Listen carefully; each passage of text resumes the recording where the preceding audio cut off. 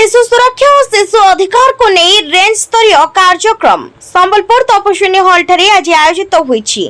Police range स्तरीय शिशु सुरक्षा और शिशु अधिकार को नहीं एक स्वतंत्र कर्मशाला। एही कर्मशाला रे मुख्य अतिथि भावे उत्तरांचल आईजी हिमांशु लाल से कहिथिले वर्तमान विभिन्न स्थान रे बाल्य विवाह एबे भी प्रचलित अछि, जहां फल जणे नाबालिकार अधिकार को समाज टाणी नेउछि। एणु बाल्य विवाह को रोकिबा पई स्वतंत्र कार्य करबा को पड़िबो बोली आईजी कहिथिले। एहा सह केन्द्रापड़ा रे घटिथिबा घटना को मध्य से मने पकाई उदाहरण देथिले। समाज रे जदि लोक माने आईन को हाथ को नेबे ताहाले समाज आगो को केमिति बढ़िबो, सेहि परि पूरा रेंज रो पुलिस अधिकारी मानन को मध्य निर्देश दैछंती। जदि क्यों माने बाल्य विवाह हेउछंती तुरंत तांको उपरे केस करा जाई कार्यानुष्ठान नेबा पई कहिसंती। सेहि परि कार्यक्रम रे संबलपुर जिलापाल सिद्धेश्वर बलराम बंदर शिशु अधिकार और शिशु कन्या सुरक्षा उपरे गुरुत्वारोप करिसंती।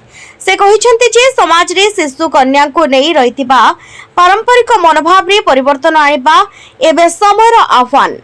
विशेषकर ग्रामांचल रे शिशु कन्या माने स्कूल छाड़िबा परे सेमानंको उपरे शीघ्र विवाह पई पारिवारिक चाप बढ़ी थाए, जहा फल रे सेमानंकर शारीरिक और मानसिक अभिवृद्धि रे बाधा सृष्टि करी अल्प बयस रे विवाह जोगु शिशु मृत्युहार और मातृ मृत्युहार वृद्धि पाउथबारु एहाकु रोकिबा पई प्रशासन सहित साधारण जनता एनजीओ एवं गणमाध्यम रो मिलित सहयोग आवश्यक। जिलापाल श्री बंदर पुणी थरे कहिसंती जे केवल सरकारी नियम किंबा पुलिस कार्यानुष्ठान द्वारा एही सामाजिक व्याधि को संपूर्ण रूपे दूर करा जाई परिबो नाही। एथिपई ग्रामांचल रे कार्य करुथबा आशा अंगनवाड़ी कर्मी एवं पंचायत प्रतिनिधि माननकु अधिक सक्रिय होबाकू पड़िबो। समाज रे शिशु श्रमिक प्रथा और बाल्य विवाह विरोध रे एक व्यापक आंदोलन सृष्टि करने सहित लोकों को शिशु मानकर शिक्षा और स्वास्थ्य अधिकार विषय रे सचेतन करने को से आह्वान देछंती। जदि केही एही नियमर उल्लंघन करंती तेबे सेमानक विरोध रे